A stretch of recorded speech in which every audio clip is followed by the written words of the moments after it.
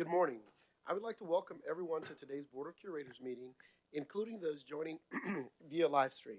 As a courtesy to those joining us via live stream, I would ask everyone to please speak into the microphone when they are talking. Curator Winokur, would you lead us in the pledge? Sure. I pledge allegiance to the flag Of the United States of America and to the republic for which it stands, one nation, under God, indivisible, with liberty and justice for all.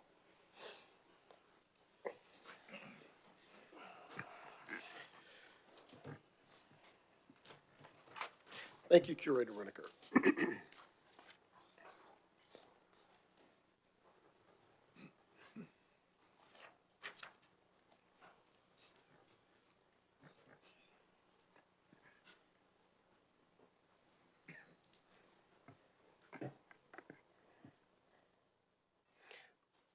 Good morning. I figured I'd stand up so I'd look taller on this side of the room. I'd first like to start by thanking Curator Chancellor Sobolik for the great reception and the welcome we got last night. It was fantastic to see your faculty, your staff, your community members, and show how much they love and support the university. Our first order of business is to recognize the Remington R. Williams Award from UMSL, Mr. Alexander Entwistle.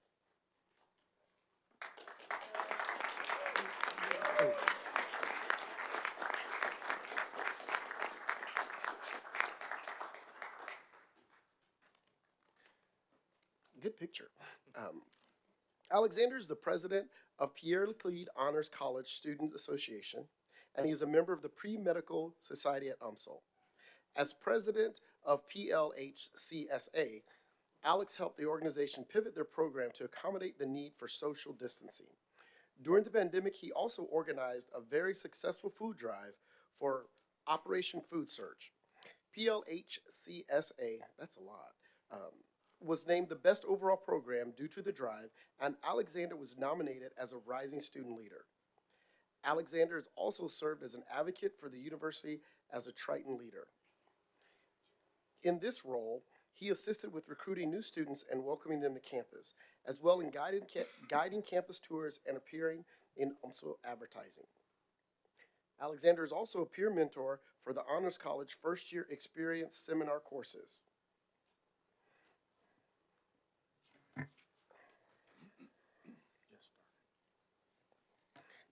He also provides one-on-one guidance and tutoring with students in his section, allowing him to make a personal connection with each one. Mr. Entwistle is an exemplary student leader, and it's our honor to present him with his medal commemorating the Remington R. Williams Award.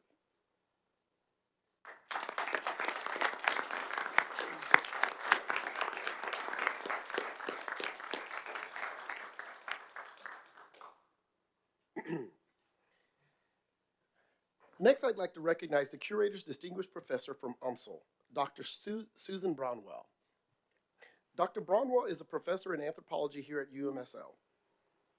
She's internationally recognized as an expert on Chinese sports and the Olympic Games and the World's Fair.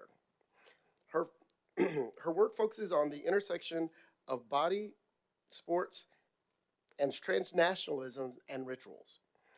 She has published 2 books as the sole author, co-authored another, and has edited 5 volumes, 28 book chapters, and 20 articles. This includes having written the first book on Chinese sports based on fieldwork in China by a Westerner.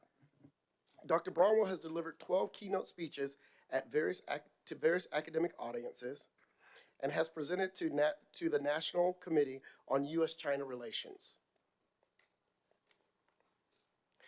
She was appointed to the International Olympic Committee Research Council.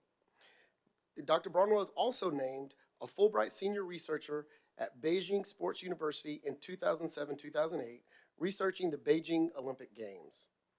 Her expertise is regularly sought by media regarding Chinese sports and the Olympic Games. Congratulations, Dr. Brownwell.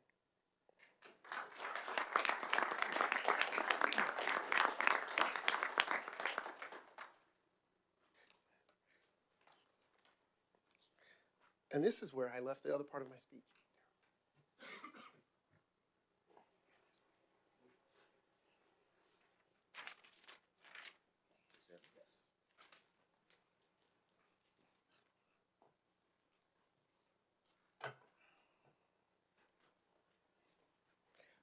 I'd ask former Chair Curator Chapman to join me at the podium.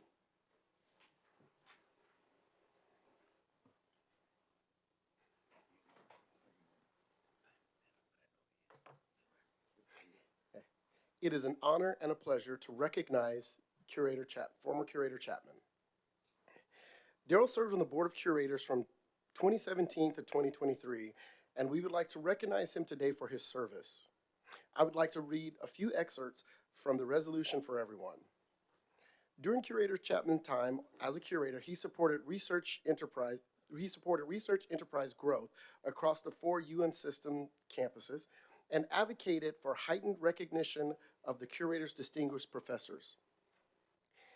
He advocated for accountability in athletics to produce the best programs and student athletes possible. He deeply cared for students, believing that all students should be provided support networks, outreach, and educational opportunities. And he led the university's task force in 2018 to review the University of Missouri system's pattern of governance, leadership, and operations. The result was a call for an energetic and decisive leadership and a commitment to highly participatory governance, wherein serious input is sought in advance of decisions being made. And on a personal note, I think all of us consider Daryl to be not only our chair for 2 years and a fantastic leader, but a fantastic friend that I know we all value and that we stay in touch with. And so can I have a motion by the board and a second to approve the resolution recognizing our friend and colleague, Daryl Chapman, for his dedicated service? So moved, and it's with honor. Can I have a second? Any comments or statements from the board? I'd make a statement. When I first joined this board, Daryl was chair. And as a new member, he gave me guidance and spoke the truth to me in only the way he can do it sometimes. And he encouraged me to do some things that I was a little reticent to do. And I appreciate your leadership and what you did for this university, Daryl, in many ways. And thank you. Yeah, I want to applaud his leadership. There are many tough issues that Daryl took head on, like probably how he learned to do in other endeavors for the university. He met him in the hole and took him on, and I appreciate that. I want to add, I really appreciate, Daryl, your very strong leadership from the minute we got on this board. Thank you. Sure. And so it is my honor, my pleasure Thank you. to present you with this resolution. Thank you,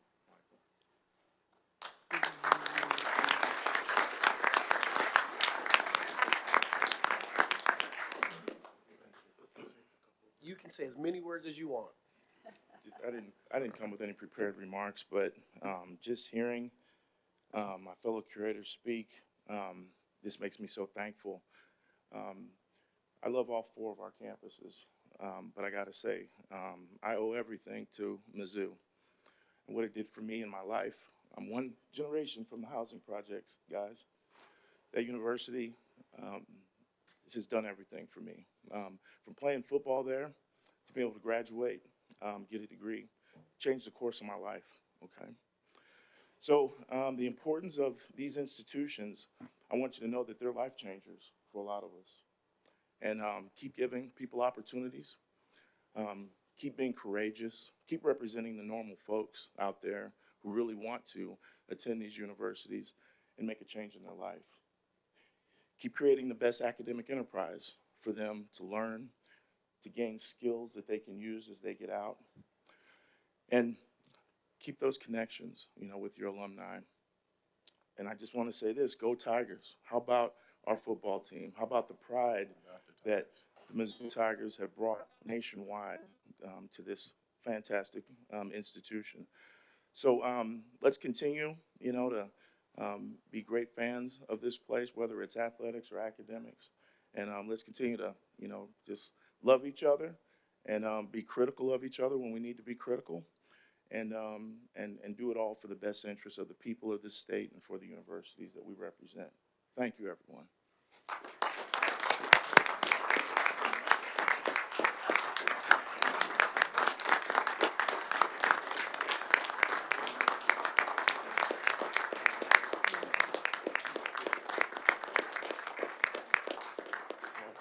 I'll do it again.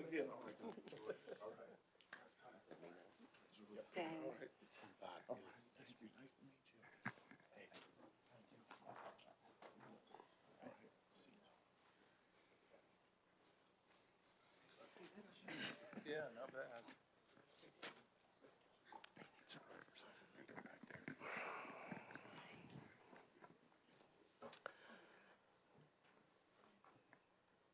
So let me begin with the president's report. And I also want to thank Chancellor Sobolik and the faculty and staff and students for welcoming us to this campus.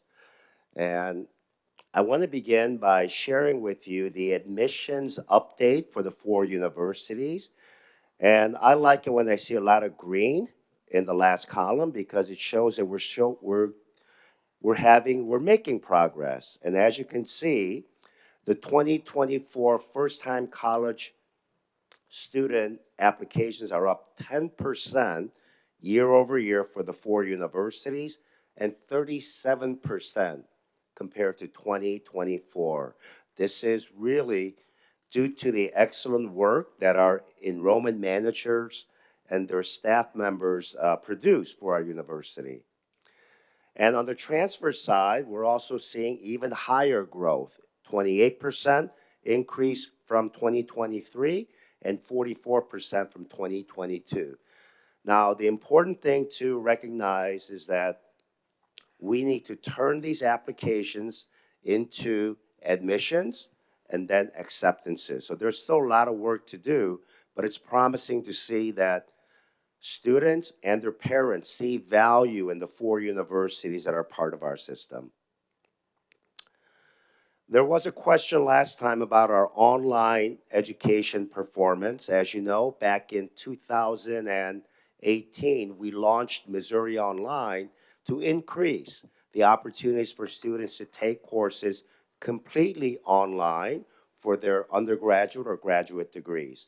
As you can see from here, compared to fall of 2017, with the high of fall of 2021, there was a 77% increase in online students.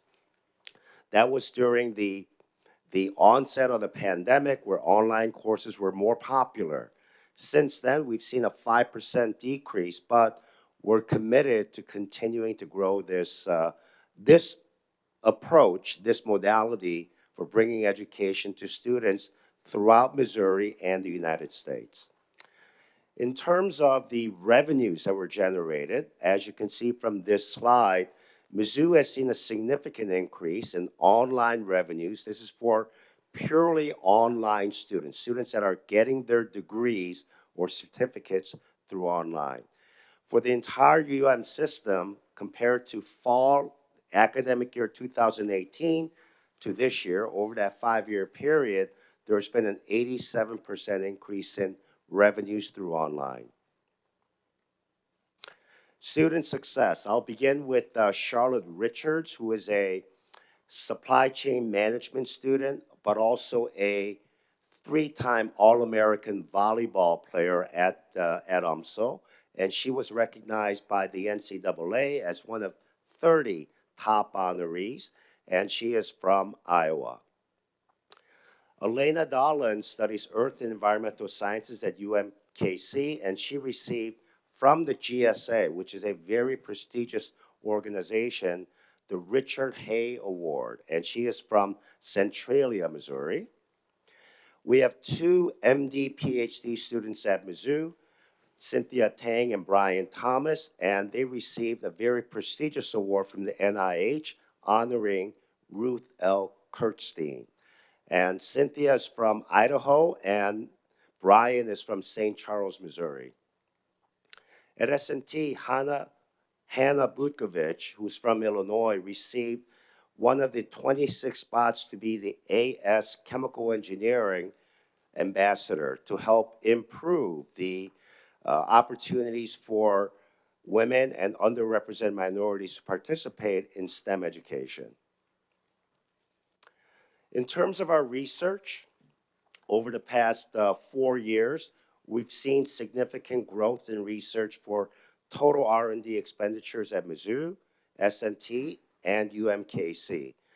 At UMSO, the total research has stabilized compared to its performance in 2021, but the next slide will show that UMSO has had a significant increase in sponsored project expenditures during that period.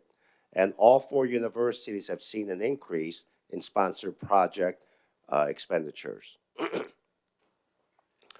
Faculty success highlights: Professor Jonathan Litgis from the College of Education at UMSO received the Missouri Leadership Award for his work on Student Succeed program that enables more opportunities for students to consider higher education through involvement in personal and professional development. And I believe Professor Litgis is here. Can you stand?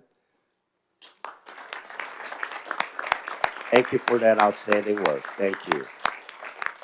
Next up, Professor Clancy Martin from the Philosophy Department at UMKC had his work selected by the Kirkus Prize for the best nonfiction work on how to deal with an important topic, and that is suicide. Professor Ann Sales from Nursing and the School of Medicine was inducted as a member of the National Academy of Nursing, the highest distinction that is provided by that national organization. And Professor Dimitri Fays from Civil Engineering at S&T is the second faculty member at S&T to receive the fellowship designation from RILAM. In terms of major grants, Professor Paul D. Figueredo is a faculty that we hired through Mizzou Forward from Texas A&M. He started at the university in August. In September, he was informed that he received a $20 million grant from NIH, the Cancer Moonshot Project. It's a very important approach of using bacteria for cancer immunotherapy, and this will have important breakthroughs that will help save and improve lives, but more importantly, create an ecosystem of scientists that are working on destroying and killing cancer. At UMSO, Professor Ashley Darling, who is a faculty member in psychology, received a $9.8 million grant to help children with their behavioral health. Behavioral health and counseling needs in K through 12 as well as college ranks is becoming a more dire issue for all of us to address, and this important work will help to address this at the K through 12 level. At UMKC, Professor Travis Fields, working with Professor Tony Caruso, received from ONR a major grant that uses microwave technologies to be able to disrupt enemy actors, whether it's used to disrupt the control of drones that can be used to swarm our critical assets, or to use directed microwave energy for directed and targeted warfare. And as you can see, this is a covert and unmanned approach, and take a look at the acronym, CUCU. It's a pretty cool project. At Missouri S&T, with the direction from Chancellor Degani to improve the manufacturing position that Missouri has in the United States, they received a $5 million grant from the Office of Department of Defense to be able to provide more infrastructure support through a consortium to advance the work of the Protoplex.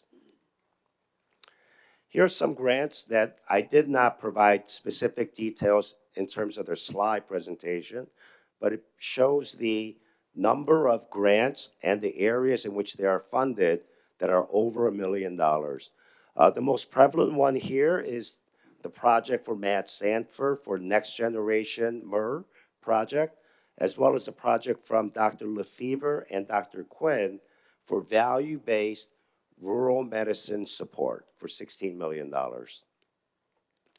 And for the other three universities, these are the projects that are over $1 million for those universities as well.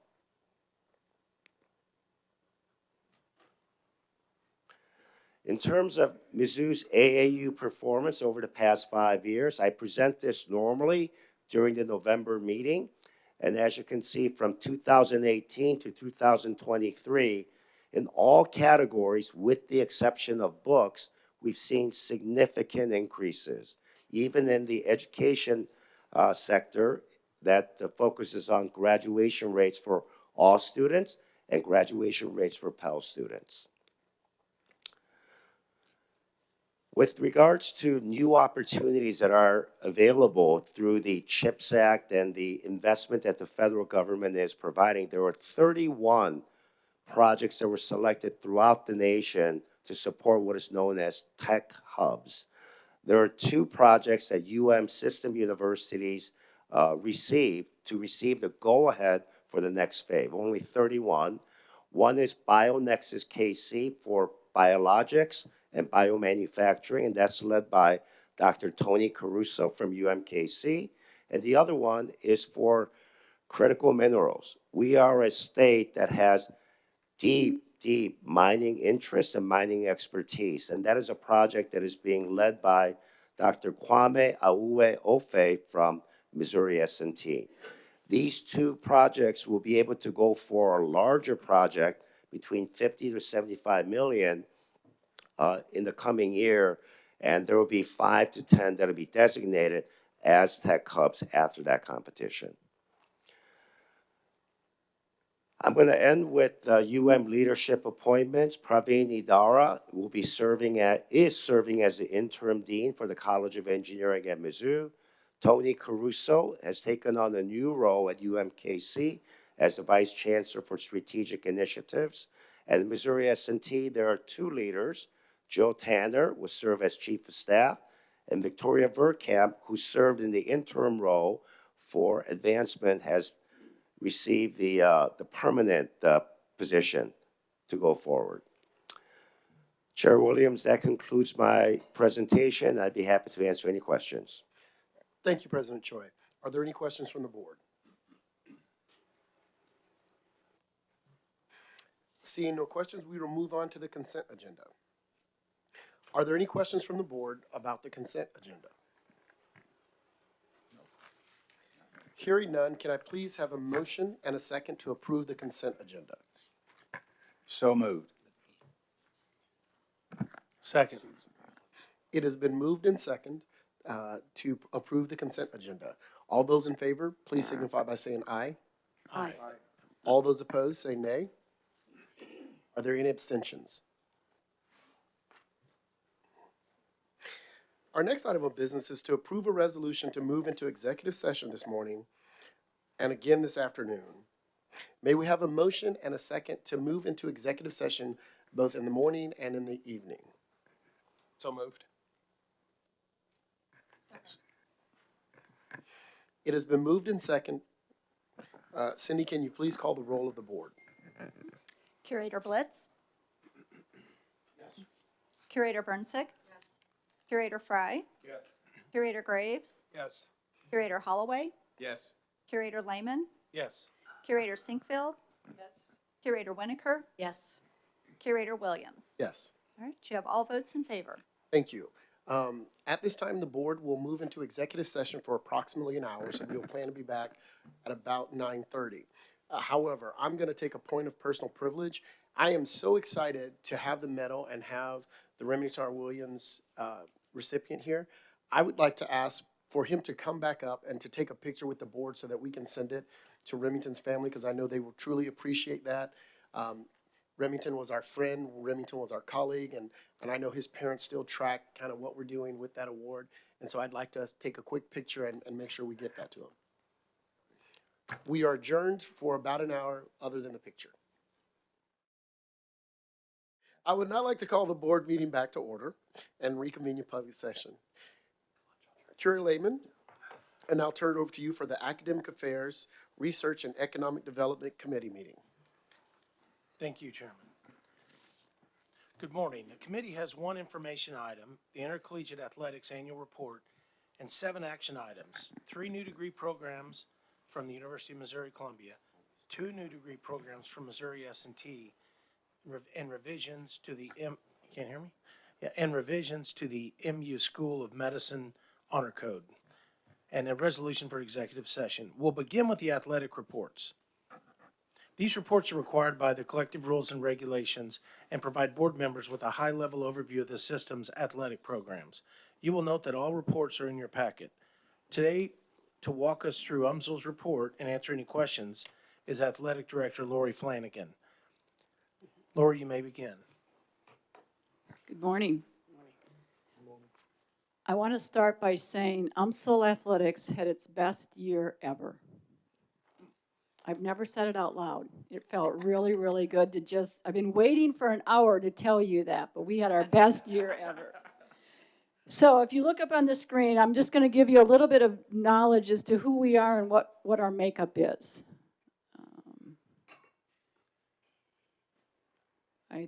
Okay. We're a Division II school. We have 19 varsity sports, and we added just recently, since 2020, men's track and field and cross country.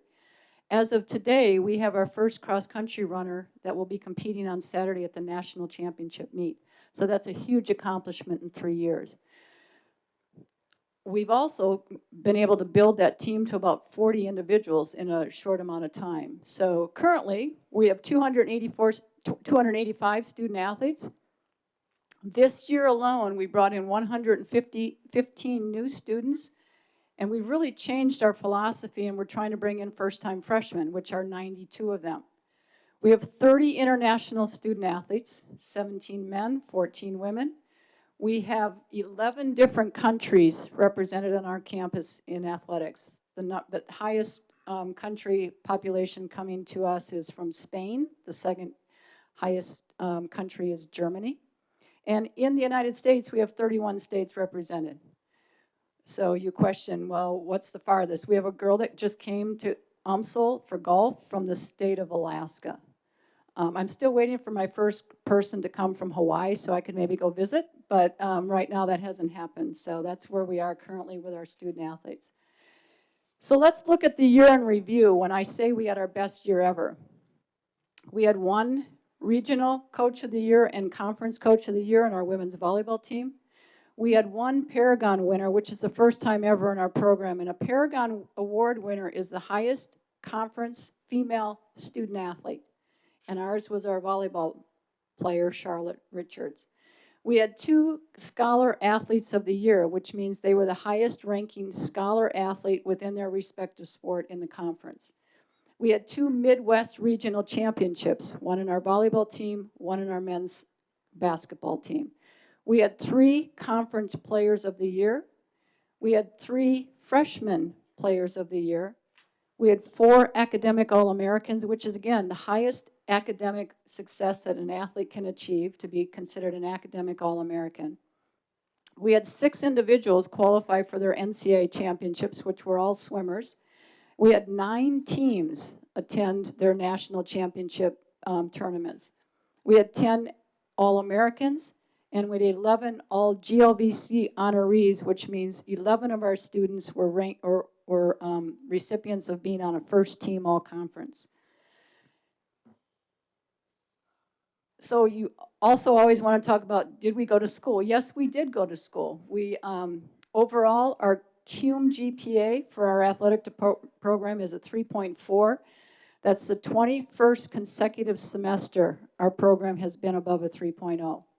We had 51 student athletes that earned a straight A last year. We graduated an 82% success rate, and we had 174 of our 285 students receive the Academic All-Conference Reward, which is a student athlete that achieved a 3.3 or higher for the academic year. So what were our major accomplishments? This is what made us have the best year ever. Women's volleyball went to the national championship and made it to the Final Four, the first time ever in the history of the program. Our men's basketball team made it to the Elite Eight, first time in 50 years. There's 300 Division II schools, and we finished at the 50th percentile, or the number 50th best team in the country last year. We hosted, my staff was not happy, but we did host the NCAA Division II Women's National Championship in golf in May. Our team also participated in it, so that was a real treat for us to be able to watch our team participate in the national championship.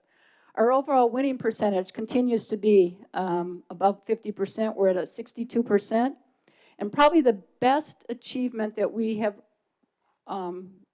achieved this last year was all 19 teams collectively for the entire year achieved a cum GPA of a 3.0 or above.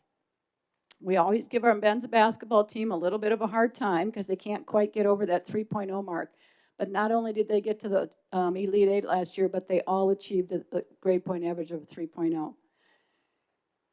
So what do we do outside of playing basketball or going to swim practice or playing in competition? Our student athlete programming and training program is pretty extensive. Some of it we have to do.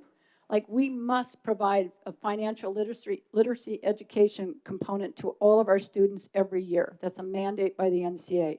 We also must train them in sexual violence awareness. Those are two things that we are required to do. But you can see on the slide some of the other things that we do is working with Northwest Mutual. We do a lot of teen culture surveys. We do a lot of, we did an etiquette dinner last year for our seniors so they know which fork to pick up when they're in a big setting to go out and eat. We're trying to prepare them for what we feel is life after sports. And then what do we do on a fundraising or a community service projects? Our Student Athlete Advisory Committee organized 3 large events last year that we were able to generate some revenue. And actually, we raised over $1,000 to give back to our conference by collecting money for Toys for Tots, chili cook-off. We supported the campus trunk or treat program. And those are some of the community projects that our kids get involved with as well outside of practice and or competition.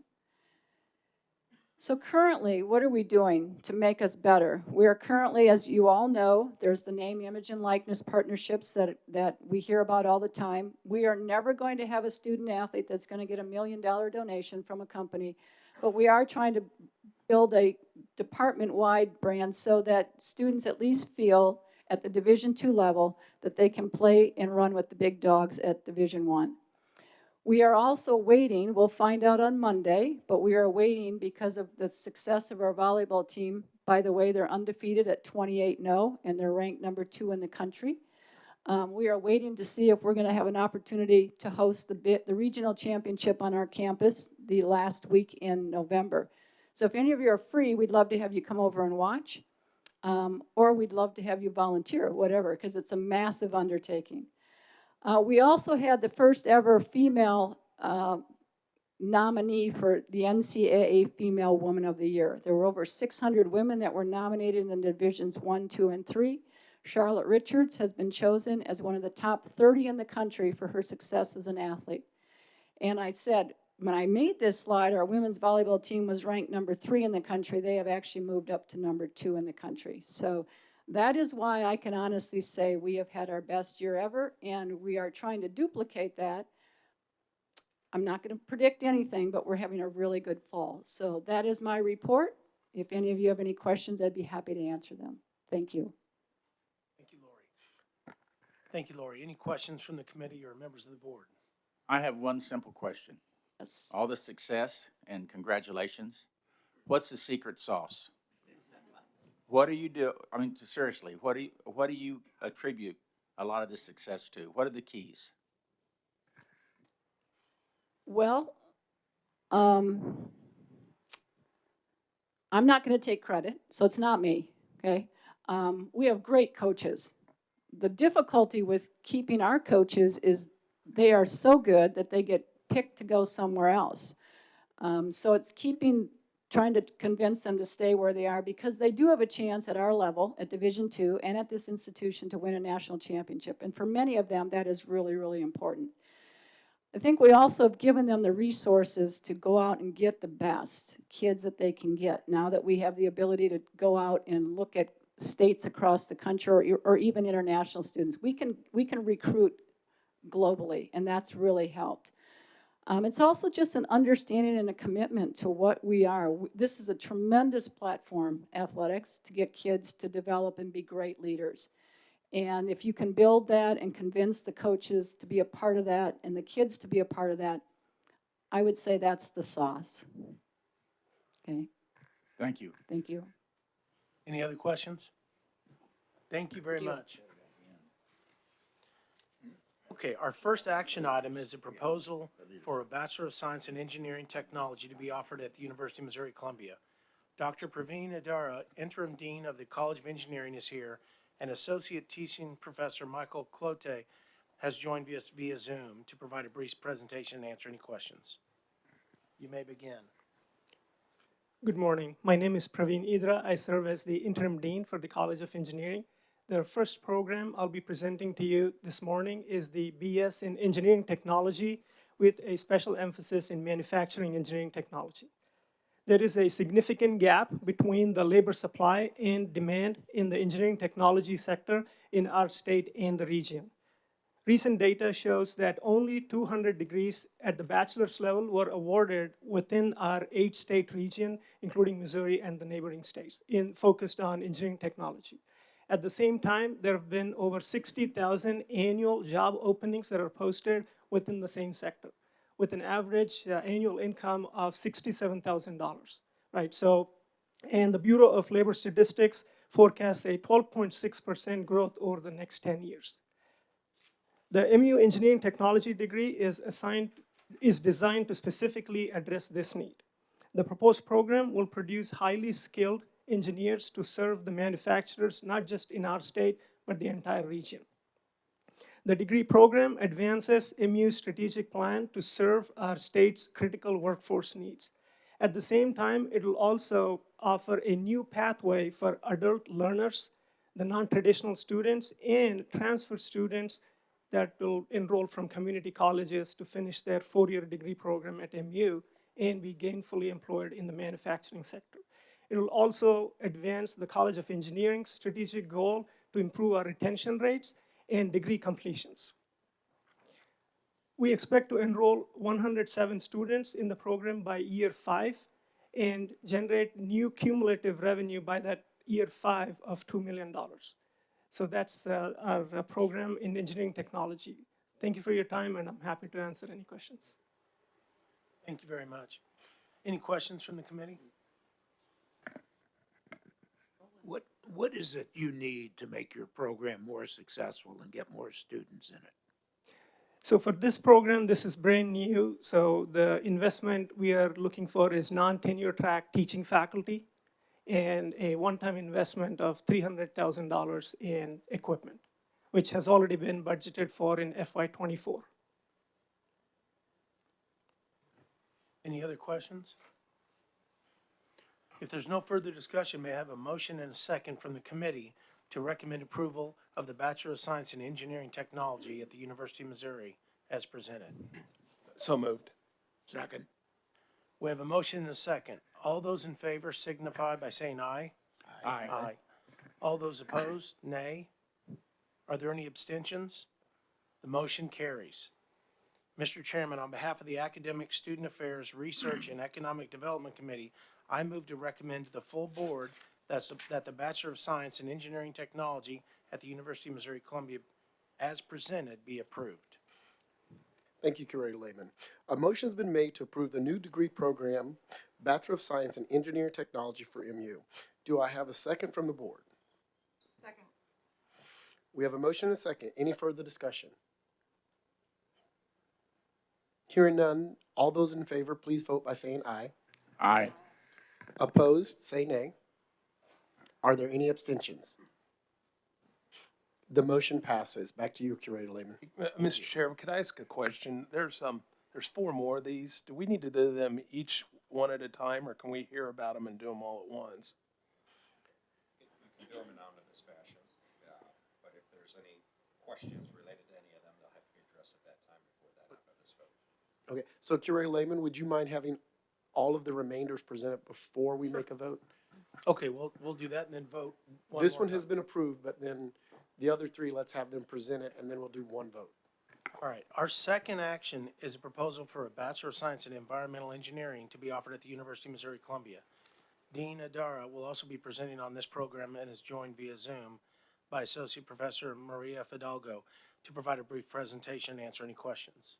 Thank you. The second degree program I'll be presenting today is the BS in Environmental Engineering to be offered by the Department of Civil and Environmental Engineering at MU. There is an increased demand for environmental engineers due to the unprecedented investments both federally and at the state level in civil infrastructure and specifically water resources infrastructure. There is a great need for engineers to help us upgrade our water treatment plants, dams, levee systems, and for flood management and control. The Bureau of Labor Statistics projects a 4% increase in demand for environmental engineers over the next 10-year period.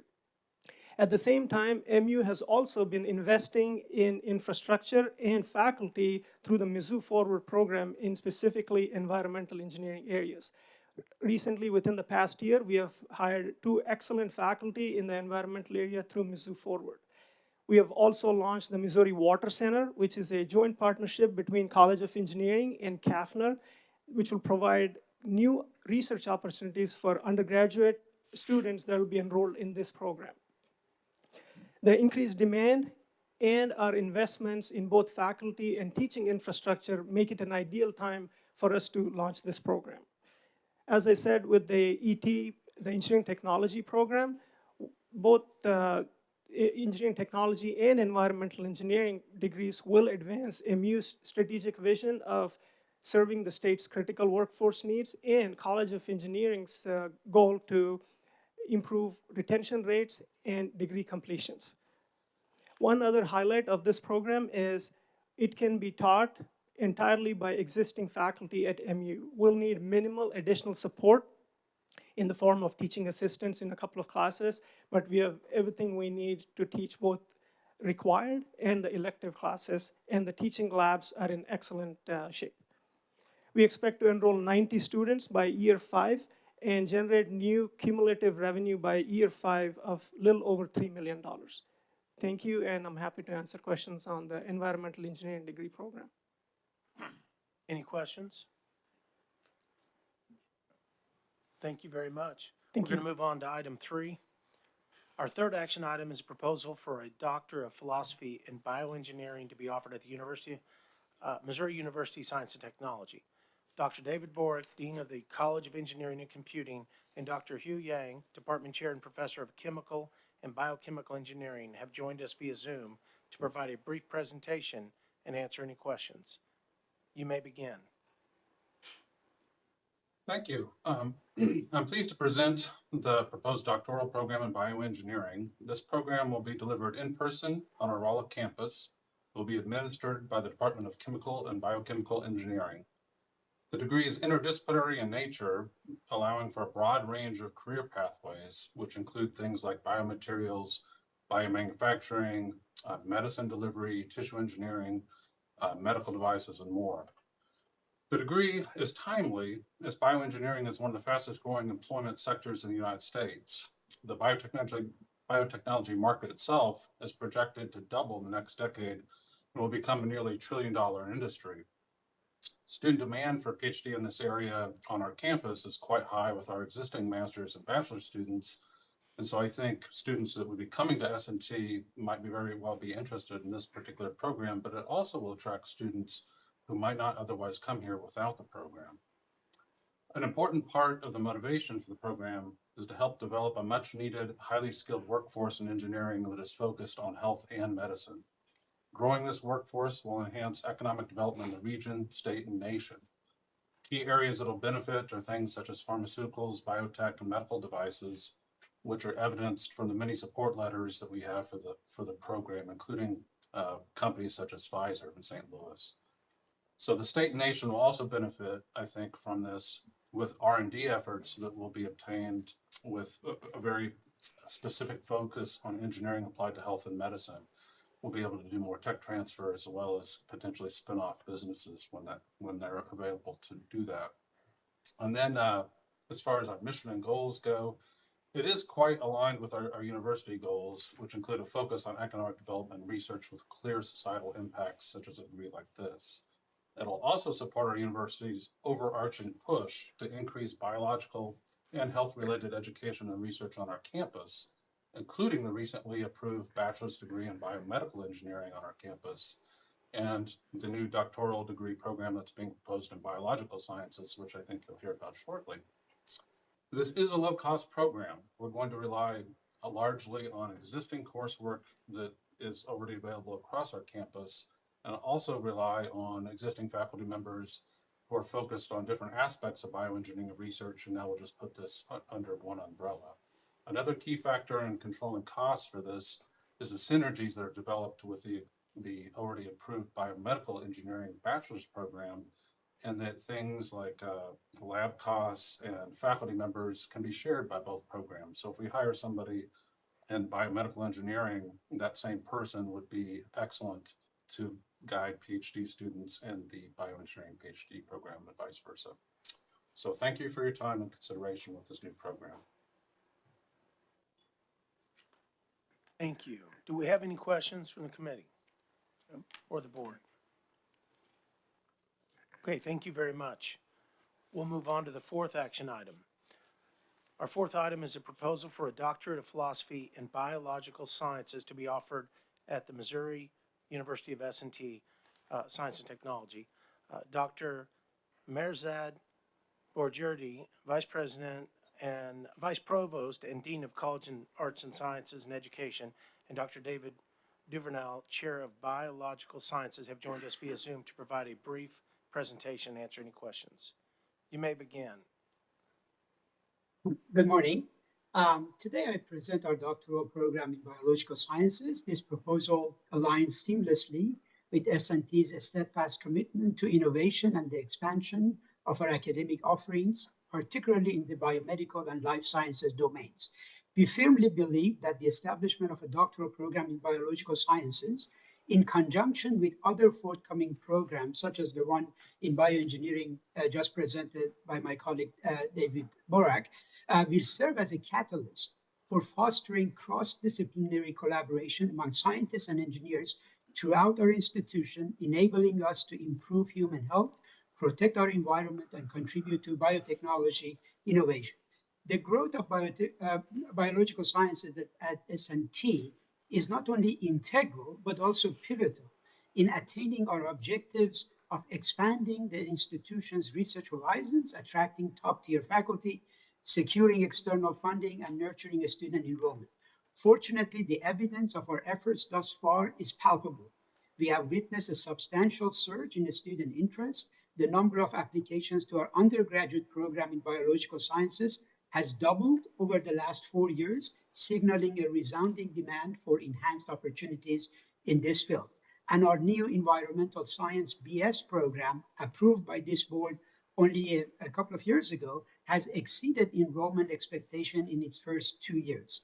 Furthermore, it is noteworthy that Missouri has emerged as a regional nucleus for biotechnology innovation, contributing significantly to the bioeconomy.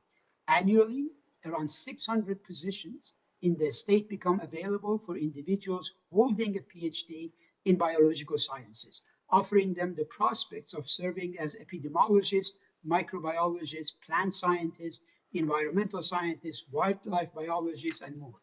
Our proposed doctoral program in biological sciences, with its 3 distinct tracks, focusing on biomedicine, bioinnovation, and environmental biology, has been crafted to bridge this demand-supply gap. Each track within the program will place a strong emphasis on core biological principles, interdisciplinary training, and data analytical competencies.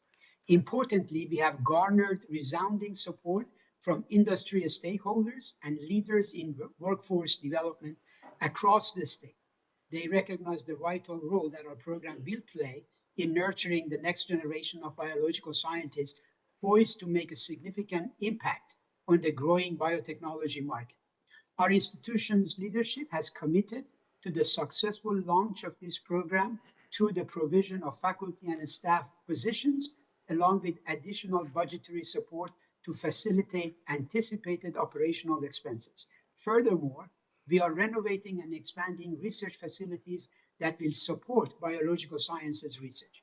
In conclusion, allow me to say that the establishment of a doctoral program in biological sciences at SMT is a declaration of our unwavering commitment to academic excellence, research prowess, and preparing our students to become leaders in the ever-evolving landscape of the life sciences. Thank you for your time and consideration. Thank you. Any questions from the committee or the board? Thank you very much.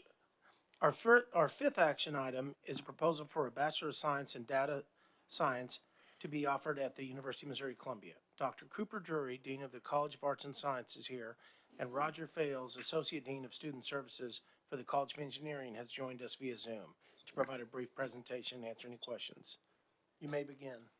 Thank you very much. So, as said, I'm Cooper Drury, Dean of the College of Arts and Science, and I'm joined by Roger Fales, who's Associate Dean in the College of Engineering. I'm presenting for your consideration a Bachelor's of Science in Data Science.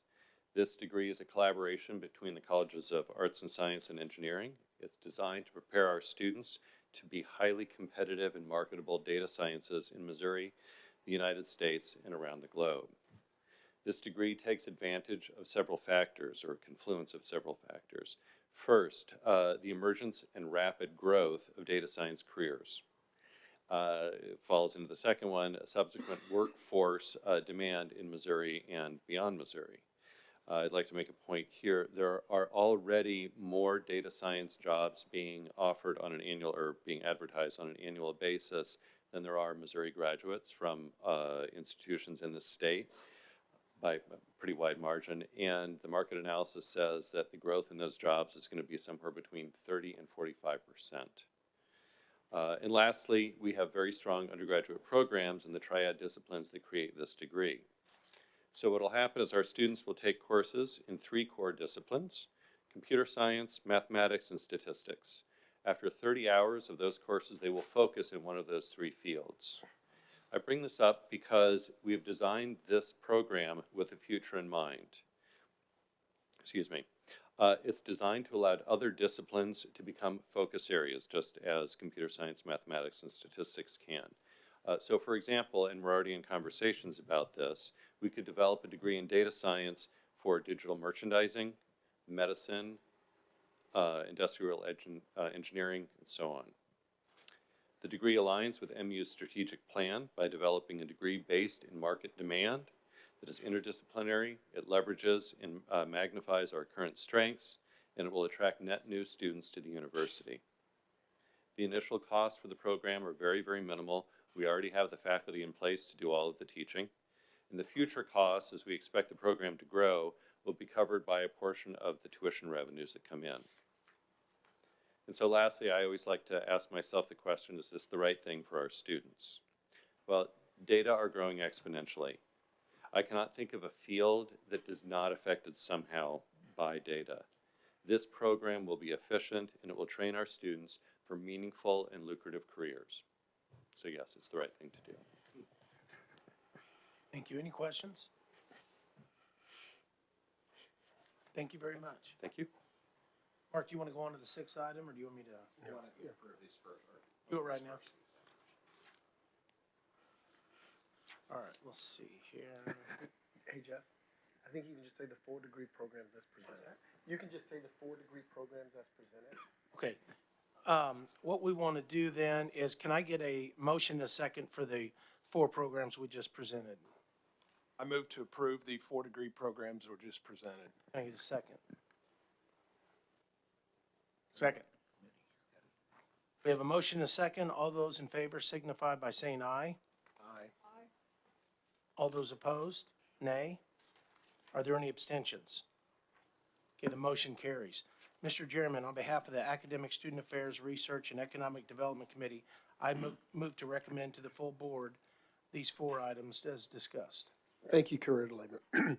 You've heard 4 additional degree programs from S&T and the University of Missouri presented here today. It has been approved by the committee, and can I have a second to approve this by the full board? Second. All those in favor, please say aye. Aye. Opposed, please say nay. Are there any abstentions? The motion for the 4 degrees passes. Back to you, Curator Lehman. Thank you. Our 6th action is a proposal to revise the University of Missouri-Columbia School of Medicine Student Honor Code. General Counsel Mark McGinney has joined us to provide a brief presentation and answer any questions. Mark. Yep, thank you, Chairman Lehman. We're seeking the board and the committee's approval of a revised honor code for the School of Medicine at Missouri University. Many or all of our professional and graduate schools have their own individual student codes in addition to the undergraduate codes that exist at university level. Under our CRRs, when those are revised or when those are initially generated, they require board approval. If you remember, the School of Medicine came to the board in April to the committee and sought approval of revisions to its proposed honor code. At that time, we were in the midst of doing sweeping changes to the undergraduate code of conduct and disciplinary procedures. And the board at that time asked me to go back, take a look at the honor code for the School of Medicine, and make sure that those married up appropriately. From that point to today, we've made a number of revisions to the honor code, worked with the School of Medicine to have the faculty and the students at the School of Medicine approve those, and those are being presented today. In short, those changes marry up the new honor code revisions to the due process allowances that were put in place in June in the undergraduate code. There's a number of other changes throughout, but it also, in addition to the due process side, brings more faculty involvement in the hearing committees when charges are brought against an individual at the hearing stage. So with that, I'll stop. Are there any questions? Thank you. No questions from the committee or the board? Can I, if there's no further discussion, may I have a motion and a second from the committee to recommend approval of the revisions to the MU School of Medicine Student Honor Code? I'll recommend, I'll move for approval of the revisions of the student code. Have a second? Second. Seconded, right?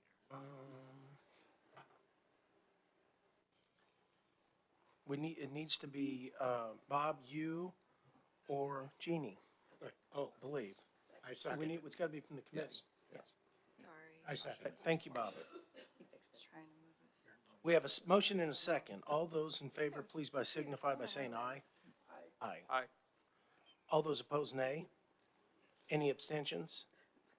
The motion carries. Mr. Chairman, on behalf of the Academic Student Affairs Research and Economic Development Committee, I move to recommend to the full board that the MU School of Medicine Student Honor Code as presented be approved. Thank you, Curator Lehman. A motion has been made to approve the amendments to the MU School of Medicine Student Honor Code. I believe it would only be fitting if Curator Burnsick would do the second. All those in favor, please signify by saying aye. Aye. All those opposed, say nay. Are there any abstentions? The motion passes. Curator Lehman. We have 10 more items. No, I'm kidding. Our last item this morning is for executive session of the committee. I would now entertain a motion and a second from the committee to hold a committee meeting in closed session this afternoon. I move to hold a committee meeting in closed session this afternoon. Can I get a second? Second. Thank you. We have a motion and a second. Madam Secretary, please call the roll of the committee.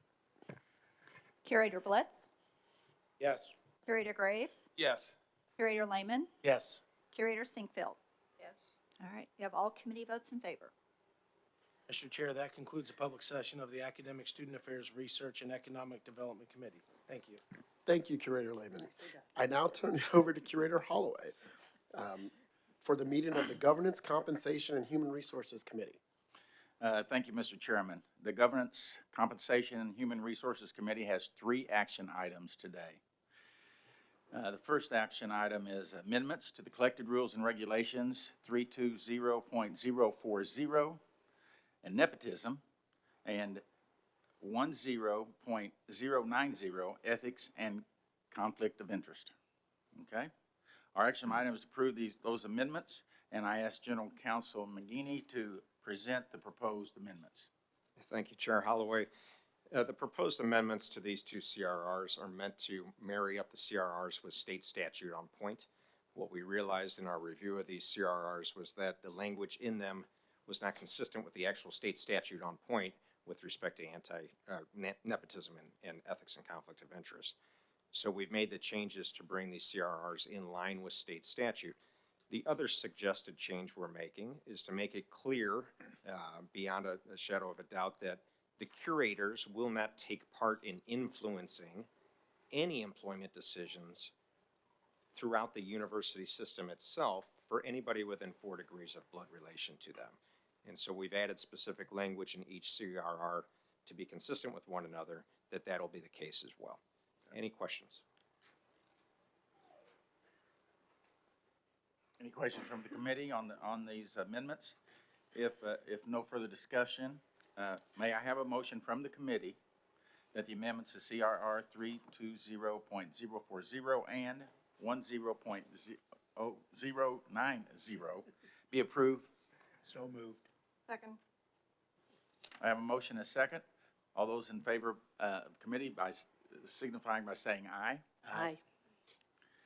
I see that it is unanimous. Are there any nays? I know who's on the committee, or any abstentions? And I see the vote is unanimous. Motion carries. Thank you, Curator Holloway. A motion has been made to approve the amendments to two collected rules and regulations. Do I have a second? Second. All those in favor, please signify by saying aye. Aye. Opposed, please say nay. Are there any abstentions? I'll abstain. Please note that Curator Graves is abstaining. The motion passes. Back to you, Curator Holloway. Number 2 action item, amendments to collective rules and regulations 530.010, retirement plan amendments. This action item is to approve those amendments to the retirement, disability, and death benefit plan and retirement plans as outlined under CRR 520.010, benefit programs, retirement, employee retirement plan, investment plans, supplemental retirement plan 403B, tax deferred annuity plan 457B, eligible deferred compensation plan, and retirement benefit restoration plan. I'll now ask Vice President Marcia Fisher to present the proposed amendments. Thank you, Curator Holloway. So this amendment is an amendment to the retirement plans, and it's to comply with the Secure Act and the Secure 2.0 Act, as well as adding language to operationalize the new paid time off programs. In the interest of time, I'll reference that there's detailed red lines in your materials and just offer to answer any questions.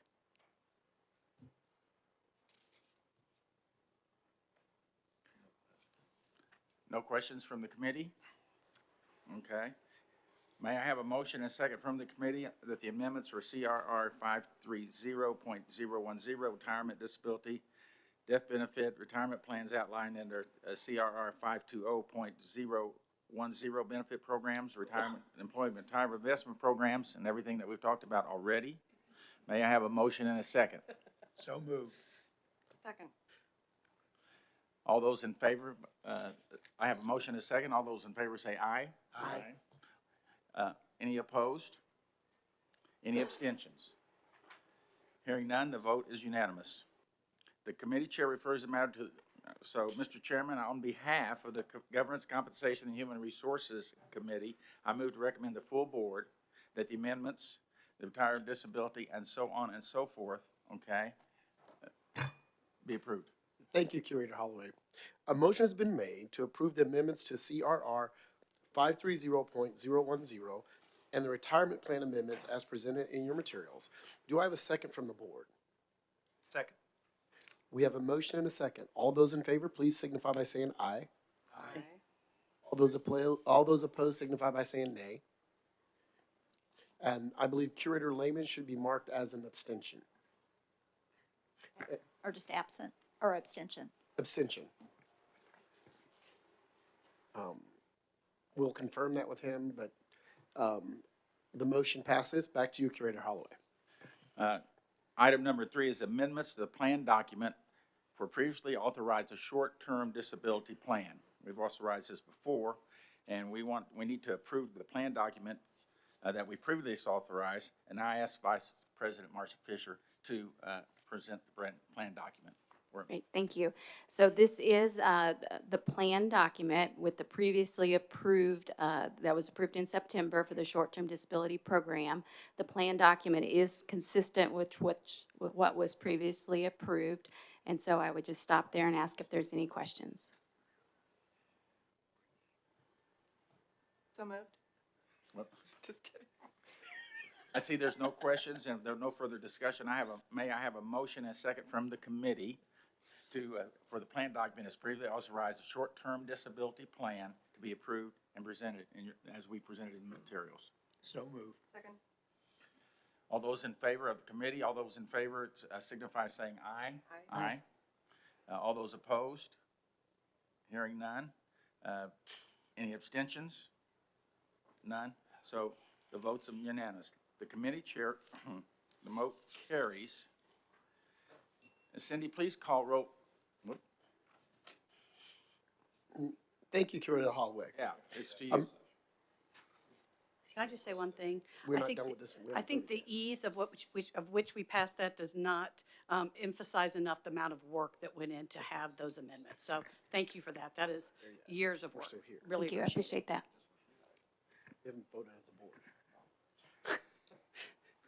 A motion has been made to approve the amendment to the plan documents for short-term disability program. Do I have a second from the board? Second. We have a motion and a second. All those in favor, please signify by saying aye. Aye. Aye. All those opposed, please signify by saying nay. And please mark Jeff Lemon down, or Curator Lemon down, as an abstention. Back to you, Curator Holloway. Finally, we have a resolution for executive session. The Government's Compensation and Human Resources Committee will need to meet in executive session this afternoon. May I have a motion and a second from the committee for an executive session later this afternoon? So moved. Second. Cindy, please call the roll of the committee. Curator Blitz. Yes. Curator Burnsick. Yes. Curator Holloway. Yes. Curator Winokur. Yes. Okay. You have all committee votes in favor. Mr. Chairman, that concludes the public session of the Government's Compensation and Human Resources Committee. Thank you, Curator Holloway. Curator Winokur, I now turn it over to you for the Health Affairs Committee Chair report. Sure. The Health Affairs Committee met on November 9th. We had 3 information items and 1 action item. I'm going to give him a second to get to the podium. Executive Vice Chancellor for Health Affairs and Dean of the School of Medicine, Dr. Rick Barron, will present a summary of those presentations this morning. Thank you, Curator Winokur and Chair Williams and all the members of the Board of Curators, and I appreciate this opportunity to give you an update today. So I'll provide updates on the School of Medicine and MU Healthcare, and I will close with the financial update for MU Healthcare. So first, updates from the School of Medicine. We've had several recent major grant awards to the faculty of the School of Medicine. President Choi highlighted them a bit earlier. He did mention these investigators who obtained a big grant, but I want to emphasize it once again. Dr. Whitney Lefevre and Dr. Kathleen Quinn got a $16 million grant from the Health Resources and Services Administration to support rural health care and the Rural Scholars Program. I want to emphasize some of the amazing things that this large grant will allow us to do new things and to continue and expand current programs. It will provide learning lab sessions in 320 districts across the state of Missouri with our mobile sim van. It will provide 80 clinical training visits to first responders, again, using the sim van. It will provide funds for renovations at Bothwell Regional Health Center in Sedalia so they can increase their capacity to train our medical students and our residents.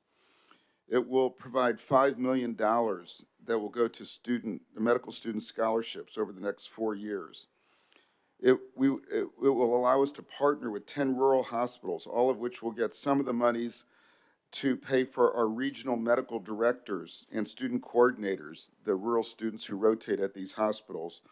And it will also provide faculty development for our rural and community faculty and healthcare workers at conferences over the next several years. So all of these activities really support our mission to improve the health of rural Missourians.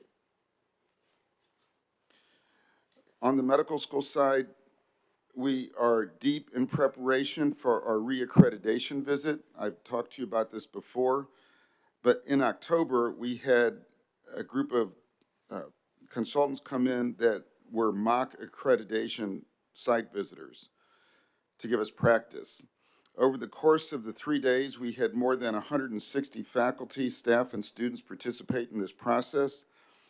We've received very valuable feedback, which we are implementing for our preparation of the actual Liaison Committee on Medical Education site visit in April of next year. Our team has been working full out to show the LCME when they come on site that we are an outstanding place to train the next generation of physicians. And we all know that we put out amazing physicians that practice at an extremely high level. They match it at very prestigious places. When we interview the places where they've matched after they've been there as interns, we get raving reviews. But the LCME looks at the process of how a medical school is run, and not just the medical student education, but how the whole School of Medicine functions. So, and particularly it looks at the collaboration with the health care system and the university at large. So I think we have a great story to tell, the LCME, and we're all excited about doing that next year. Earlier this year, the Missouri General Assembly passed the Missouri Graduate Medical Education Grant Program, which will be administered through the Missouri Department of Health and Senior Services. So I want to extend my gratitude to Representative Kent Hayden, who first spearheaded this effort, and Representative Mike Henderson and Senator Carla Esslinger ultimately sponsored the legislation that passed the General Assembly, and we are very grateful for their support. So we intend to apply to this program. Applications are now being submitted to the state, and we're going to use it to expand our family medicine residency program. If we are awarded the full amount that we are requesting, we will be able to add 6 new physician trainees over a 3-year period beginning in July 2024. So our family and community medicine program has a long track record of placing highly trained primary care physician graduates in areas of need in rural Missouri, and our family medicine is the only one of our residencies that this year we could take advantage of this, because the accrediting organization for that residency program has allotted us more slots than we currently have, and that's one of the requirements. In the future, we may be able to get other residency programs to take advantage of this great program. So, in the same thing of giving accolades to our family medicine faculty, I'd like to share with you some leadership announcements within the School of Medicine. So Dr. Mike Lefevre, our chair of the Department of Family and Community Medicine and a member of the National Academy of Medicine, he announced that he plans to retire in early 2024 after nearly 40 years of outstanding service to the School of Medicine. I've appointed Rochelle Koopman, Dr. Rochelle Koopman, as the incoming chair for Family and Community Medicine. She first joined the university in 2007, and she serves as professor and currently she's the vice chair of research and faculty affairs in the department. She's very excited to carry on the tradition of excellence in that department. Another senior leadership change is that of Dr. Mike Hasakawa, who will be retiring in mid-January. Dr. Hasakawa most recently has been serving as a senior associate dean for medical education. He joined the School of Medicine in 1974. and he has played a key role in implementing our problem-based learning model. He's had an important role in training literally thousands of physicians for the state of Missouri. When you consider at any one time we have over 500 medical students, and he's touched all of them.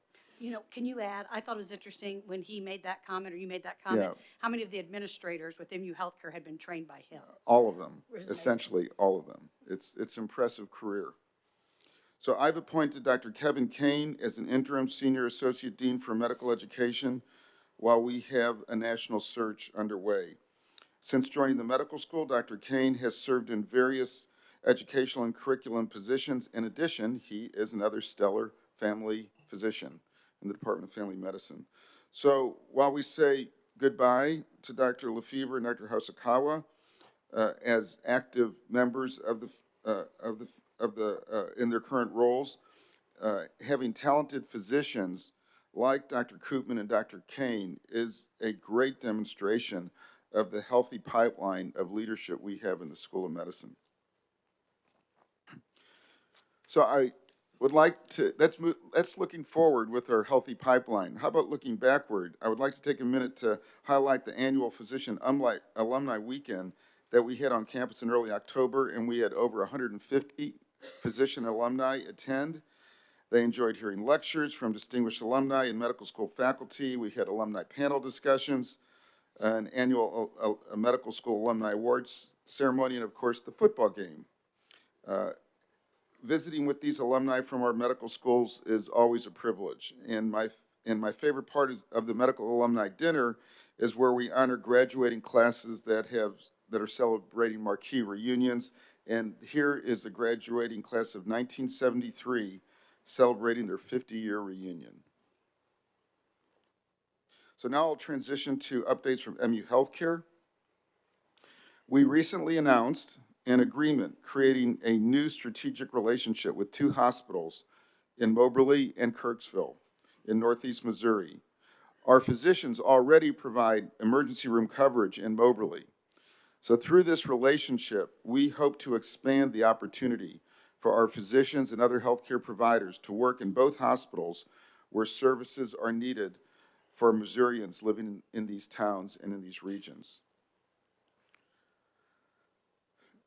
Our future with Cap Region Medical Center is very exciting. This slide summarizes and helps to share the scale and scope of what the integration means to MU Healthcare with regard to scale and scope of healthcare provided at Cap Region. But beyond patient revenue in these numbers, Cap Region and its physicians care for patients from counties to our south, to our southeast, to our southwest. With almost 150,000 outpatient visits and more than 250,000 overall clinic visits, we're bringing substantial healthcare services to Missourians. So their infrastructure offers capacity, increased capacity for MU Healthcare physicians to care for high acuity patients. This means that critically ill patients in and around Jeff City can be seamlessly be cared for by MU Healthcare specialists, and lower acuity patients can be cared for closer to home. We can offer the right care at the right time for the right patient across the board through this integration. And here's a timeline talking about the integration. We are rapidly approaching our January 1st milestone for full integration with Cap Region. We have been successful with key areas of focus in phase 1, which we are still in. In phase 1, we are keeping the provider group intact. The provider group is now called the Department of Community Practice, which has been established. Contracts have been distributed and are being returned, and medical staff integration work is on track. We are also keeping the workforce intact. 98% of CRMC team members have signed offer letters through November. We are also on track with key integration work streams, such as revenue cycle and IT, and we are beginning to see increases in CRMC patient volumes. So our MU Healthcare and MU System Human Resources teams are in the process of onboarding Cap Region employees and medical staff, and benefits enrollment for these individuals will begin the first week of December. Full integration means new opportunities to align resources, increase collaboration, expand access, and advance the high-quality healthcare in Jeff City and surrounding communities by combining the benefits of a community hospital with an academic healthcare system. A few words on advancement. Working with Vice Chancellor Jackie Lewis and her advancement team, we are making significant strides in raising funds in support of the Children's Hospital. We have raised over $9 million, and we have an additional $40 million of proposals under consideration by individuals and businesses, and we also have proposals in planning for an additional nearly $50 million for targeted individuals and groups. So very soon, this space will be a very vibrant part of our academic healthcare system. The excitement is really building for the opening of Children's. We're actually going to have teams moving in March, but the grand opening where everything will be in the new hospital is in June. In this new facility, we'll be taking care of pregnant women, infants, children, and their families in a state-of-the-art children's hospital that has never existed in Columbia, Missouri, and in mid-Missouri. It's going to be spectacular, and I know it will quickly become a point of pride for all of us. So this graph shows the total productivity of advancement in support of the School of Medicine and MU Healthcare up to this time and comparing it to last year at the same time. We continue to gain momentum and anticipate a very strong philanthropic year. I'm involved in philanthropic activity almost daily with the advancement team. Finally, on MU Healthcare financials. So at the last Board of Curators meeting, we announced that we thought our FY23 end of the year operating margin would be $51.1 million, but that we were pending further end of year adjustments and audits. So since that time, you can see in the column at the far right where it says 60.7 million, that is our, after the adjustments, that is our final operating margin for last year, 60.7 million. So the improvement was primarily due to funds that had been set aside for some liability possibilities that didn't happen. And so we were able to transfer those funds to our end of the year margin. So this places MU Healthcare at a $38 million improvement over FY22, which is not shown on this slide. But it's $38 million improvement over FY22, and it really is putting us on a path for our financial return performance to hopefully what we were seeing pre-COVID. So moving back to the first three columns of this important slide, on the left, for Q1, which is July to September 2023, the MU Healthcare ended at a 10.6 million operating margin against a budget of 15.6.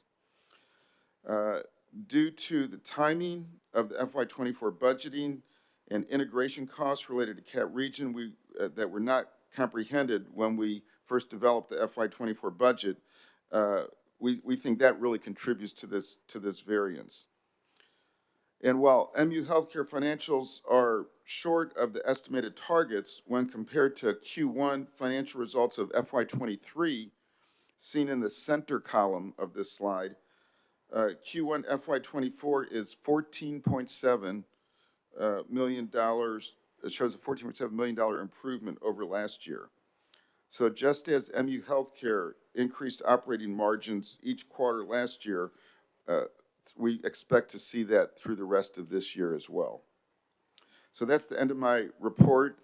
Curator Weniker and Chair Williams and Board of Curators, thank you very much, and I'm open to any questions you might have. Questions? One of the things we look at before is the days of cash on hand for the healthcare. Yeah, I didn't show that. I mean, our days cash on hand is still hovering right around 100, a little bit below 150 days. It's holding its own, and we are watching that extremely closely and are ensuring that it doesn't fall below 140 days. Thank you. Ryan, you look like you might want to say something. Please go ahead.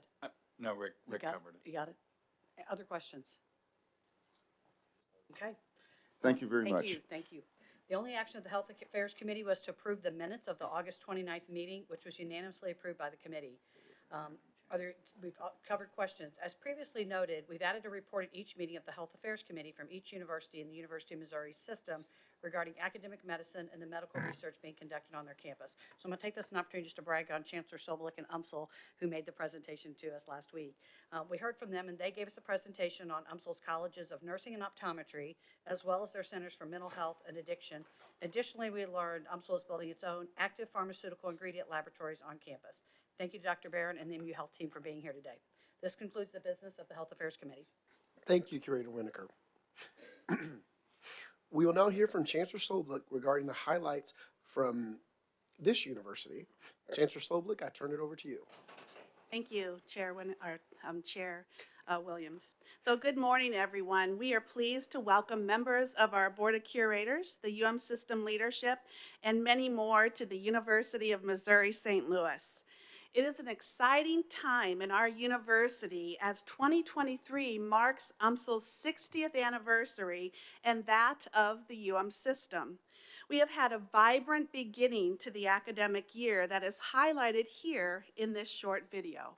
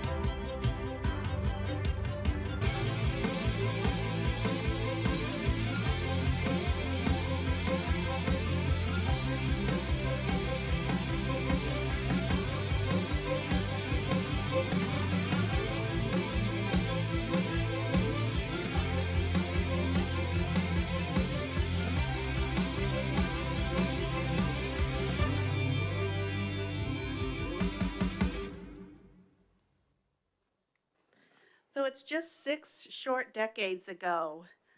I'm going to turn back. 6 short decades ago, on September 15th, 1963, visionary leaders and the community came together with shovels in hand and a shared dream in their hearts. They stood on the grounds of what was once the Belle Reve Country Club that would expand educational access, build economic growth, and grow research and services to the largest and most economically important region of the state. For 60 years, our university has been an unwavering source of educational excellence, research impact, and community service, all while driving the workforce development of this region. You can read more about our history in the latest edition of the UMSL magazine that you have there in front of you.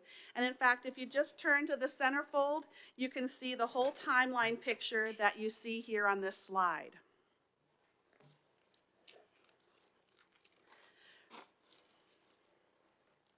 From our founding to today, our mission has been to serve the urban and metropolitan region of St. Louis and the broader state of Missouri. The need for higher education to illustrate its relevancy and help enact positive results for people and their communities is increasingly imperative. An essential partner in our efforts is the national organization, the Coalition of Urban and Metropolitan Universities, of which UMSL is a founding member. This coalition represents more than 120 universities that share the same mission as ours within major metropolitan centers. UMKC and UM Extension are also members. I was honored to be elected to serve as the chair of the coalition's executive board during the Kumu annual conference just last month. So in a short 60 years, UMSL stands proudly as one of the nation's foremost Tier 1 public research universities. Our Triton community consists of nearly 15,000 students, over 8,000 of whom are degree-seeking students and over 6,000 of whom are advanced credit students. We also have 1,900 dedicated staff and faculty members and an extraordinary alumni network of more than 115,000 Tritons who embody the essence of our success story. 75% of our alumni live and work in Missouri and add a $13.4 billion annual economic impact to our state. UMSL has the largest alumni network in the St. Louis metro, larger than any other higher educational institution, and we drive the workforce development of the region. I'm going to discuss 3 key areas today: enrollment and workforce development, research and economic growth, and financial sustainability. First, our fundamental purpose is to educate and graduate students who add value to their own lives and that of their families, and who also drive the regional and state economy and contribute to its well-being. UMSL is the workforce driver of the region as we continue to align with the economic growth and development of St. Louis and beyond. This fall, UMSL welcomed one of our largest freshman classes to date, which is up 7.7% from fall of 2020. Increasing enrollments is our first time to college population is a key driver of our undergraduate enrollment growth strategy. Now, traditionally, UMSL has focused on transfer students. Our enrollment goals are to retain our transfer student population numbers while diversifying our enrollment portfolio by expanding first time to college, graduate, and adult students. As we look at fall of 2024, we see continued growth in our first time to college applicants, which are up 59%, and our admits are up 65%. Additionally, accepts are up 47% to date. So these metrics are key predictors of enrollments for next fall. Leading these efforts is our Strategic Enrollment Planning Committee, chaired by Vice Chancellor for Enrollment Strategy, Reggie Hill, who has developed a full-service agency model to enhance enrollment growth. Here we are using data analytics and market insights to measure performance, predict student behavior, and make data-driven decisions. We have optimized our financial aid planning and implemented the new tuition model for financial transparency. Marketing and communications is a key partner, integrating our new branding in all student-facing materials, including our new student admit package, which you can see here. And in fact, this admit package took top honors from CASE for its design. Our UMSL magazine, that's in front of you, also took top honors, best in class, at the recent CASE Awards. Our core purpose is to graduate students. Throughout the course of our 5-year strategic plan, we have seen the combined graduation rates for students increase from 62 to 65%. Among our Pell Grant eligible students, we have seen that rate increase from 59% to 65%. These success metrics are the reason UMSL was named by U.S. News and World Reports as one of the top 100 universities in the nation for social mobility. The transformative power of education can be seen in the success of our students and alumni. For example, UMSL education graduates have been named Missouri Teachers of the Year for the last 3 years in a row. Our engineering graduates provide a foundational workforce for companies like Boeing and Emerson. Our business graduates lead some of the region's most important industries as CEOs and partners at companies like Reuben Brown, Edward Jones, and Ameren. And our recent graduates excel, such as our accounting majors earning top CPA exam scores in the country. As the only public research university in eastern Missouri, and as stipulated in our founding 60 years ago, UMSL has a responsibility to initiate and support innovative research and scholarship that enhance educational success and economic impact. We have a number of top-ranked programs and are investing in key areas to align our academic programs and research to the economic development needs of the region and state. These key areas are listed here, and I will expand on each of them in this section. With the hard work of our faculty and staff, and under the direction of Vice Chancellor Chris Spilling, we have seen our research and sponsored activities increase by more than 15% since fiscal year 2017. And over that same time frame, our awards have increased by more than 170% to now total over $50 million annually. This growth is due to our drive to increase research funding to support innovation, as well as sponsored activities to support our region and state. The foundation of our research success is our faculty. This year, we have welcomed 25 new faculty members, pictured here. To invest in faculty development, we have launched a number of programs over the past 5 years. One such program is the Early Career Research Network, and new faculty that provides monthly grant and research development with a focus on collaboration and support for larger scale research projects. This approach to building collaborative teams has helped increase our grant and funding success and the success of our faculty. I want to share a couple of key areas of excellence that are growing and expanding our federal research funding and success. First, UMSL is a powerhouse in the areas of neuroscience and mental health, with a growing emphasis on addiction research. The research of longtime faculty member and Curators distinguished Professor Rob Paul is largely focused on understanding the contribution of subcortical brain systems to cognitive and affective disorder. He has received over $22 million in external funding and has been continuously funded by the National Institute of Health since 1997. Mike Nichols is a professor of chemistry who studies neurodegenerative diseases and recently received an NIH R15 Award, Research Enhancement Award. New hires Ryan Carpenter and Devin Banks have also earned prestigious NIH awards centered around interventions for opioid use and overdose. Ryan received over $800,000 in funding from NIH, including a prestigious NIH K-23 Career Development Award. Ryan is also a co-investigator on a new R01 award with collaborators at Mizzou. Devin received more than $1 million in funding, including a competitive NIH K-8 Clinical Scientist Development Award. They are some of the faculty that are growing our research in neuroscience and mental health.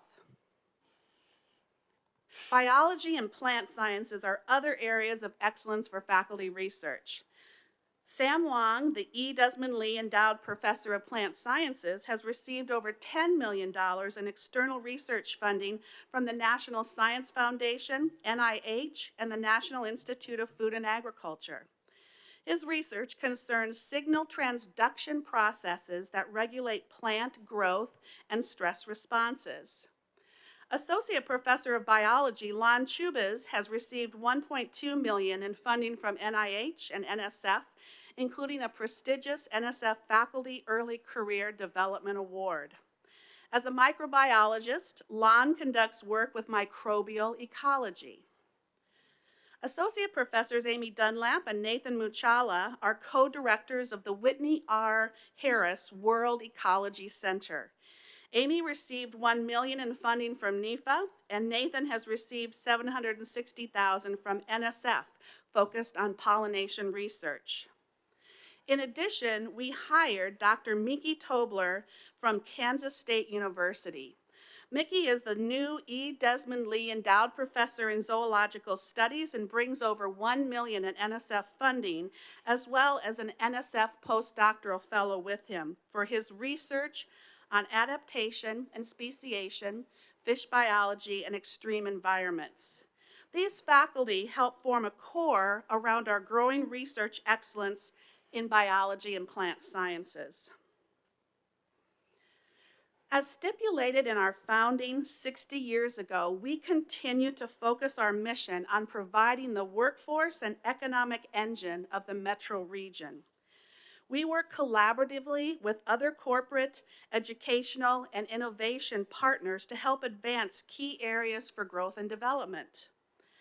Our excellence in biology and plant sciences, as well as supply chain analytics, supports an exciting area of growth in controlled environment agriculture.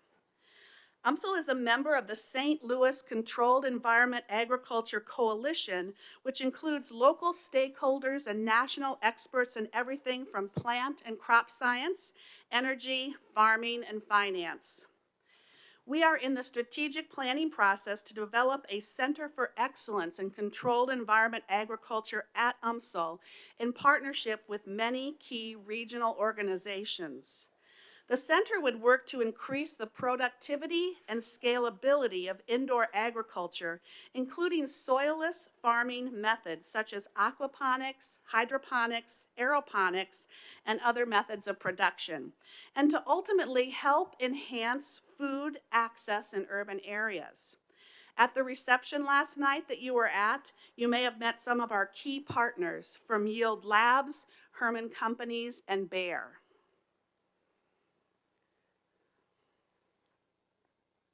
Within the geospatial sector, UMSL is taking a leading role in providing academic and workforce integration aligned with St. Louis's growing geospatial ecosystem, which has been expanding rapidly in recent years with the National Geospatial Intelligence Agency's $1.7 billion Western Campus set to open in North St. Louis in 2025.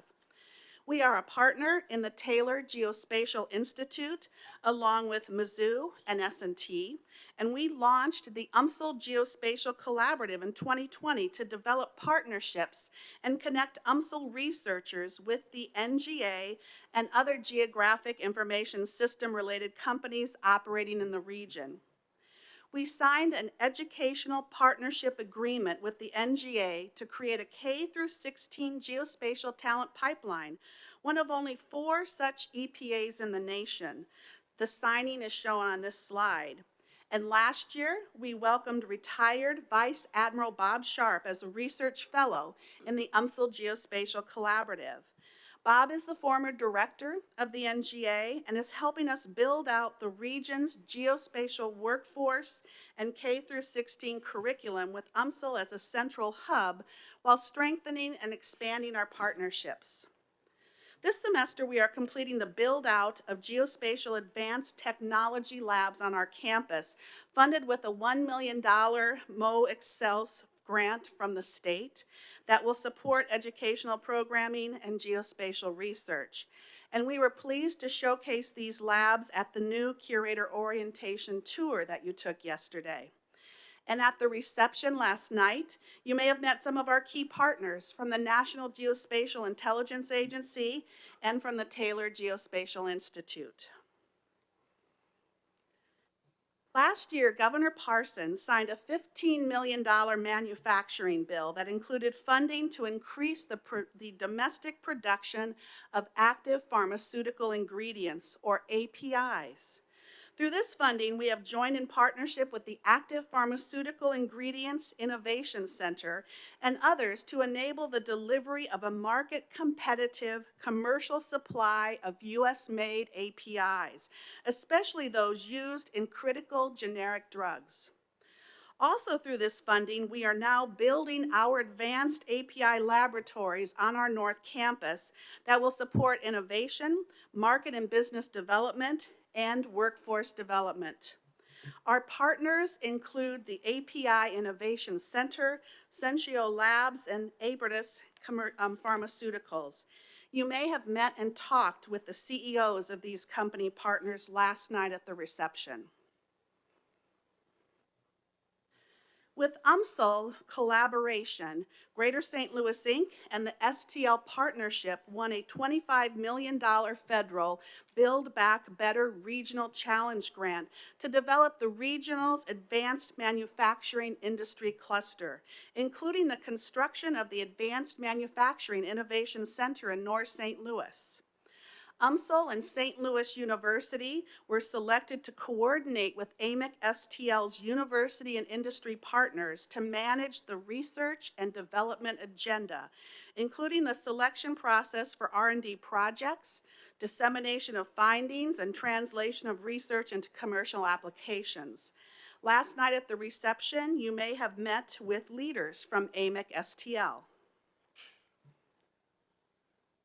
In all the areas discussed, we seek to increase research funding while providing academic programming relative to the economic growth and workforce development of the region and state. With that in mind, a priority area of growth for our university is to address the enormous demand for engineers in Missouri and the Midwest by establishing a College of Engineering at UMSL. Strong job growth in these fields is expected over the next 5 years, and demand from Missouri employers for engineers is far exceeding the number of graduates produced by Missouri universities. UMSL already offers ABET-accredited Bachelor of Science degrees in Civil, Electrical, and Mechanical Engineering in partnership with Washington University. Students complete their first 2 years of study on the UMSL campus before transitioning to Washington University campus to complete upper-level courses.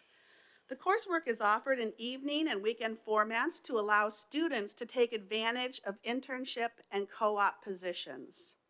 Our priority is to expand our on-campus engineering foundation to educate, train, and graduate more engineers. This will require investment to onboard new instructional and research faculty and to bring advanced engineering labs and equipment to our physical campus. In this way, Missouri and the UM system can seize the opportunity to develop more engineering talent to meet employer needs today and into the future. I want to close today's presentation by providing an overview of our financial metrics as part of our strategic plan compact for planning, operations, and stewardship. Since the pandemic, we have focused on 3 key areas of financial sustainability.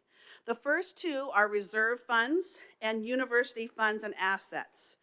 Critical to any university or business is to hold reserve funds for those unexpected outside of the normal operating budget, things outside of the normal operating budget, and to provide for strategic investment opportunities. We have increased our reserve funds by 125% since fiscal year 2020. And during the same time, our overall university funds and assets across the board have increased by 20%. The third area of financial sustainability is to address deferred maintenance. We engaged in a strategic assessment of property holdings, facilities, and space needs as a part of our campus master plan, leading to renovations, demolition, and infrastructure enhancements.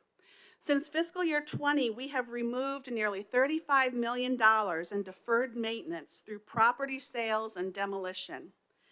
As we engage in our Transform UMSL plan, we will remove an additional $165 million in deferred maintenance.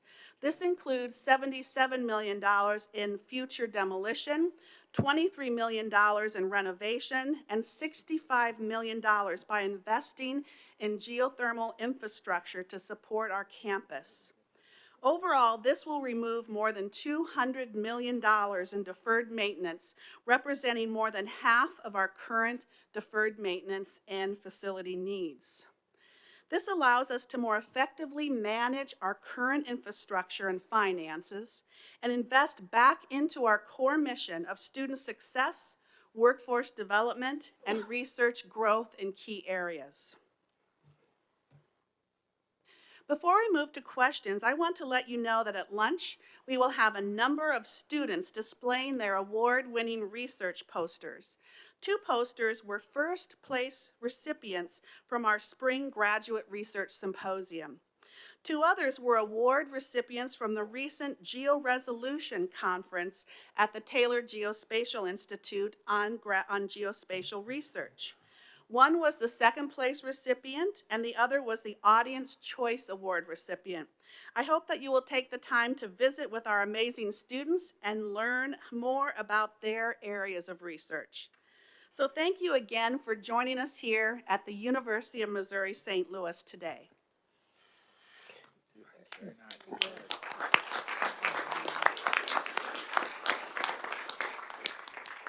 nice. Thank you, Chancellor, for that excellent report.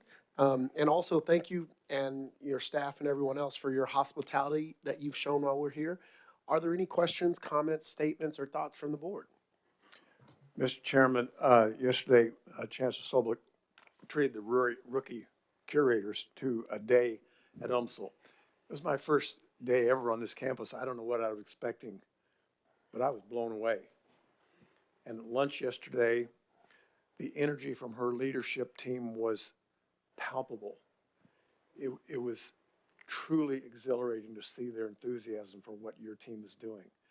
And the tour of the campus was truly inspiring. So I thank you and your team. It was a wonderful day yesterday. Thank you. I'd just like to comment that I was on this campus when the classes were held before it was the University of Missouri St. Louis, and it was Normandy Junior College. And those classes, some of them started out in the old clubhouse at Belle Reef Country Club. My aunt was actually the first librarian in that. This university, from what it is today, I don't know if Chancellor Soblik even knows this, but they held classes in laundromats across the street because it was growing so fast. This urban area needed what you were seeing the result of. It was growing so fast, they had to hold it in a laundromat across Natural Bridge here. This is an amazing gem for the community, for this area. And I don't know what it takes to get more and more people behind it. You've done a spectacular job of raising money, of getting people, and it's just incredible to see what this was and what it is today. And I was just stunned to see yesterday, the geospatial. I don't know, I must have been asleep for the past years, because to understand what geospatial was, I was just amazed. Thermal, and you can build a room, and I just want to say that before you, Chancellor Toohill, we've had great leaders at this university, really great leaders, and your staff is great too. But the plan you have is so well thought out. Your facilities plan, how you've looked for deferred maintenance and things like that, and you're going to go forward and you're going to do well. I just want to congratulate you for a tremendous job. That's all. Thank you, Curator Blitz. Thank you, Curator Fly. Thank you, Curator Sobolik. It is now. Everybody's a curator today. Thank you, Chancellor Sobolik. It is now 12:03, and so we are going to adjourn because those students are waiting on us and get to lunch. We are so far behind schedule, however, I'm going to ask that we're back in our seats at like 12:40. so that we can try to make up and not keep everybody here till midnight. With that, I'm going to hit my gavel again.